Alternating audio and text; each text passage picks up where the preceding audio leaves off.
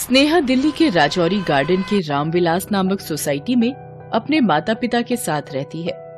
उसके पिताजी एक बहुत बड़े उद्योगपति हैं और उसकी माताजी एक बहुत बड़ी सोशल वर्कर हैं। उसके माता पिता दोनों ही वर्किंग हैं। इसीलिए उन्होंने स्नेहा की देखभाल के लिए घर में एक परमानेंट मेड रख रखी है जिसका नाम सुनीता है। सुनीता स्नेहा की देखभाल करती है, उसे स्कूल छोड़कर आती है, उसके साथ खेलती है और उसे अपने हाथों से खाना खिलाती है। स्नेहा बहुत ज्यादा लाड प्यार में पल रही थी।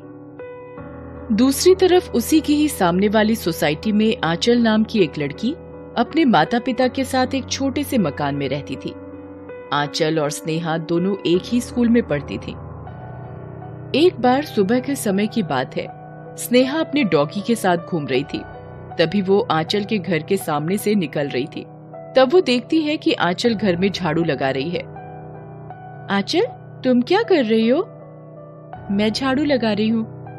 क्यों, तुम्हारे यहाँ नौकर नहीं है क्या?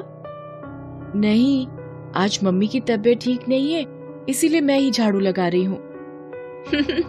तुम नौकर रखोगे भी कहाँ से? इतना कहकर वो वहां से चली जाती है और आंचल अपने काम में लग जाती है। स्नेहा इसी तरह हमेशा आंचल को नीचा दिखाती। वो हमेशा ही अपने पैसों पर, अपने स्टेटस पर घमंड करती थी, पर आंचल इससे बिल्कुल विपरीत थी। वो स्नेहा को अपनी दोस्त मानती थी, इसीलिए वो उसकी किसी भी बात का बुरा नहीं मानती थी। ऐसे ही एक बार की बात है, आंचल मार्केट से कुछ सब्जियां लेकर आ रही थी। उसी समय स्नेहा की गाड़ी आकर रुकती है। आंचल स्नेहा को देखकर, हेलो स्नेहा। हे, नाइस कार, तुमने नई कार ली है? हाँ, ये मेरी नई कार है। मेरे पापा ने ये कार अभी ली है, टॉप मॉडल है। वैसे तुम्हारे पापा के पास कार नहीं है ना? नहीं। होगी भी कैसे, अब सबके नसीब मेरे जैसे थोड़ी होते हैं। आंचल ये सब सुनकर बहुत दुखी हो जाती है। अच्छा आंचल, मैं चलती हूँ, बाय। आंचल बहुत दुखी मन से अपने घर चली जाती है। आंचल को दुखी देखकर उसकी मम्मी सोचती है कि मैं आंचल के फेवरेट छोले भटूरे बनाती हूँ जिससे आंचल बहुत खुश हो जाएगी। आंचल की मम्मी ऐसा ही करती है और वो आंचल को जैसे ही खाने में छोले भटूरे सर्व करती है, आंचल छोले भटूरे को देखकर खुश हो जाती है, पर वो फिर सोच में पड़ जाती है। क्या हुआ आंचल, छोले भटूरे तो तुम्हारे फेवरेट है ना? हाँ मम्मी। फिर क्या सोच रही हो? मम्मी, स्नेहा को भी छोले भटूरे बहुत पसंद हैं। क्या आप छोले भटूरे उसके घर भी दे आओगे? हाँ बेटा, क्यों नहीं। आंचल की मम्मी स्नेहा के घर जाती हैं। उस समय स्नेहा घर पर अकेली होती है। वो स्नेहा को घर पर अकेला देखकर कहती है, तुम्हारे मम्मी पापा घर पर नहीं है क्या? हाँ आंटी, मम्मी किटी पार्टी में गई है और पापा ऑफिस में है। आपको कुछ काम था क्या? नहीं बेटा, कुछ काम नहीं था, बस मैंने आज छोले भटूरे बनाए थे तो आंचल ने बताया कि तुम्हें भी छोले भटूरे बहुत पसंद हैं, इसीलिए तुम्हारे लिए छोले भटूरे लाई हूँ।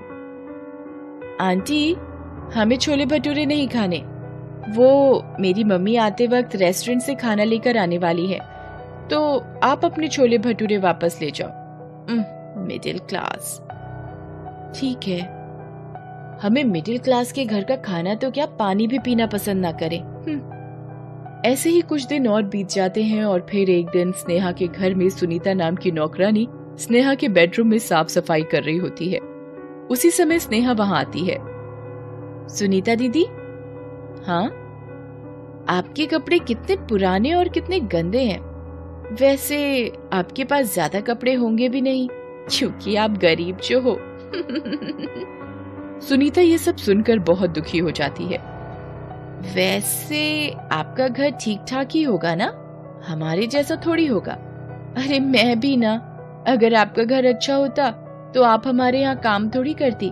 चलो खैर, आप अपना काम करो वरना आपको पैसे नहीं मिलेंगे।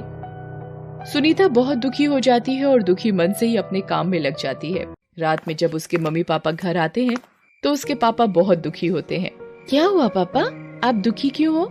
हमारा एक बहुत बड़ा कंसाइनमेंट था जो कि अब्रॉड जाना था कल ही, और हमने सारा का सारा कंसाइनमेंट रेडी भी कर लिया, पैकिंग भी कर ली और बुक भी कर दिया था। बस भेजने ही वाले थे, तभी उनका कॉल आ गया कि कंसाइनमेंट कैंसिल हो गया है। और बेटा हमने इस कंसाइनमेंट के लिए मार्केट से, बैंक से बहुत पैसा उठा रखा है। अब हमारा क्या होगा कुछ समझ नहीं आ रहा। हम रास्ते पर आ जाएंगे। ऐसा कुछ नहीं होगा पापा, आप परेशान मत हो। बेटा अब कुछ नहीं हो सकता। अब हम गरीब हो गए हैं। ये घर, गाड़ी, अब कुछ नहीं रहेगा हमारे पास। स्नेहा और उसके माता पिता सभी बहुत दुखी होते हैं और हर तरफ से कोशिश करते हैं कि कंसाइनमेंट कोई ले ले, जिससे बैंक के लोन, मार्केट का पैसा टाइम पर जमा कर पाए। पर उन्हें हर जगह से निराशा ही हाथ लगती है। समय धीरे धीरे बीतता जाता है। एक सप्ताह बाद अखबार में उनके घर नीलाम के बारे में एक इश्तेहार निकलता है, जिसे आंचल पढ़ लेती है। आंचल इश्तेहार पढ़ने के बाद दौड़ी दौड़ी अपने पापा के पास जाती है और स्नेहा के परिवार की स्थिति के बारे में सब कुछ बताती है। ये सब सुनकर उसके पिताजी कहते हैं, उन्हें अपने कर्मों की सजा मिल रही है। पापा, आप ऐसा कह रहे हैं, जबकि आपने ही हमें सिखाया कि कभी भी किसी का मजाक नहीं उड़ाना चाहिए और हमेशा जरूरतमंदों की मदद करनी चाहिए। स्नेहा तो फिर भी मेरी सहेली है। प्लीज पापा, आप कुछ करो ना। बेटा हम गरीब हैं। हमारे पास इतने पैसे नहीं हैं कि हम उनकी कुछ मदद कर सकें। पापा, मैं कुछ नहीं जानती, आपको कुछ न कुछ तो करना ही होगा। ठीक है बेटा, मैं अपने बॉस से इस बारे में बात करता हूँ कि शायद वो कंसाइनमेंट ले लें या किसी और को दिलवा दें। मैं कोशिश करता हूँ कि कुछ काम बन जाए। ठीक है पापा, आप जल्दी जाओ और अपने बॉस से बात करो। ठीक है बेटा। आंचल के पिता अपने बॉस के पास जाते हैं और उन्हें सारी बात बताते हैं। ये सब सुनकर और आंचल के पिता की ईमानदारी और व्यवहारिकता को देखते हुए वो मदद करने के लिए तैयार हो जाते हैं। वो तुरंत अपने फ्रेंड को कॉल करते हैं और कंसाइनमेंट खरीदने के लिए कन्विंस करते हैं। दूसरी तरफ स्नेहा रात को एक सपना देखकर बहुत डर जाती है। वो चिल्लाते हुए उठ जाती है। तभी उसकी मम्मी उसकी आवाज सुनकर उसके पास पहुंचती है और पूछती है, क्या हुआ बेटा, तुम चिल्ला क्यों रही थी? मम्मी, मैंने बहुत बुरा सपना देखा। मैंने देखा कि सुनीता आंटी, आंचल की मम्मी और उसके पापा सभी लोग जोर जोर से मुझसे कह रहे थे कि ये तुम्हारे कर्मों की सजा है और तुम हमें नीचा दिखाओ और हमारा अपमान करो। अब तुम भी गरीब हो जाओगी।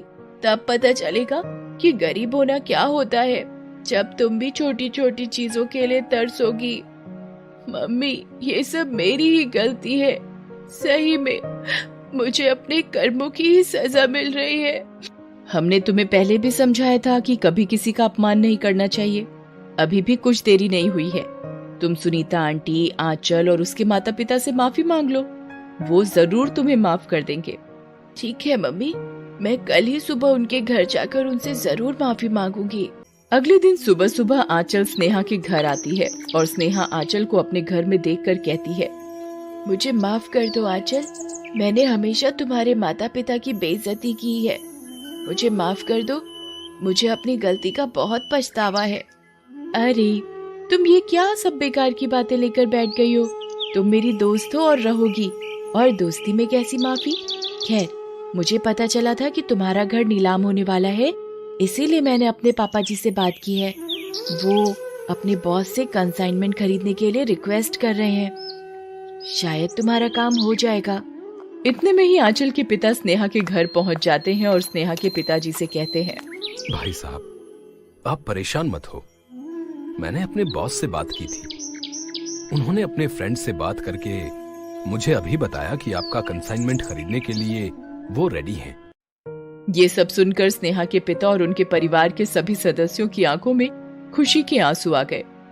उन्होंने तुरंत ही आंचल के पिता को गले लगाते हुए कहा, भाई साहब, आपका बहुत बहुत धन्यवाद। अगर आज आप हमारी मदद नहीं करते तो हम रास्ते पर आ चुके होते। मैं किस मुंह से आपका शुक्रिया अदा करूं? अपनों को भी भला कोई शुक्रिया अदा करता है?